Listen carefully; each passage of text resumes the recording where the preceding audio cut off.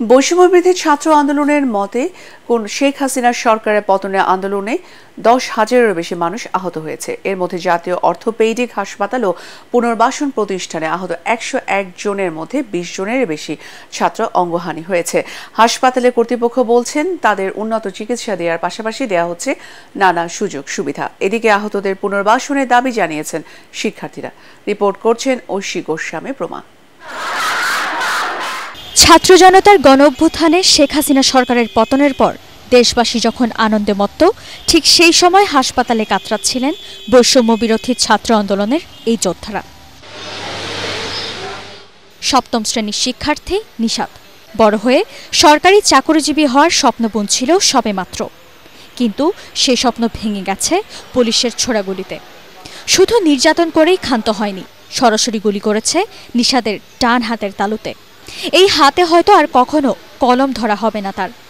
আনসারেরা বের হয়ে বিনা কারণে গোলাগুলি করে শুরু করলো, তখন আমরা ভয়েতে একটা পাবলিক টয়লেটে যাই লুকাইলাম। পরে আমার সাথে একজন লোক আছিল, তার দুই ভাই দুটো গুলি করছে।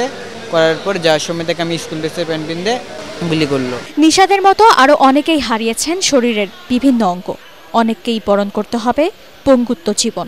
প্রতিটা সেকেন্ড আমার কাছে এরকম লাগতেছে যে আমার সারা জীবনের কষ্ট মনে আমি প্রতিটা সেকেন্ডে বুক করতেছি আর কি। টাকা দিয়ে পারেন না পারেন, ওদেরকে মানসিকভাবে সাপোর্ট দেন। ওদের আক্রমণাত্মক কোনো কথা বলবেন না, কারণ ওদের ভিতরে লাগে। এখনো ওরা রাতে ঘুমাইতে পারে না, ওই সাউন্ড গ্রেনেডের আওয়াজ, ওর বুলেটের আওয়াজ এখনো ওদের রাতে ঘুম হারাম করে দিয়েছে। জাতীয় অর্থোপেডিক হাসপাতাল ও পুনর্বাসন প্রতিষ্ঠানের পরিচালক অধ্যাপক ডাক্তার কাজী শামীমুজ্জামান বলেন, গুরুতর আহতদের স্বাভাবিক জীবনে ফিরতে সময় লাগতে পারে প্রায় 1 বছর। 80 to 90% রোগীর ডেফিনিটিভ ট্রিটমেন্ট কমপ্লিট হয়েছে। বাকি যারা আছে 15 to 20% পেশেন্ট, এদেরকে ক্ষতস্থানের জিনিসটা এখনও শুকায় নাই, টিস্যু লসটা বেশি ছিল। সেই কারণগুলোর জন্য আমাদের একটু ডিলে হচ্ছে। উইদিন ভেরি শর্ট টাইমের ভিতরে আমাদের প্রাইমারি যে ডেফিনিটিভ ট্রিটমেন্ট সেটা আমরা করে ফেলতে পারবো। অনিশ্চিত ভবিষ্যৎ নয়, সুস্থ স্বাভাবিক জীবনের পথে হাঁটতে চায় বৈষম্য বিরোধী ছাত্র আন্দোলনের এই যোদ্ধারা।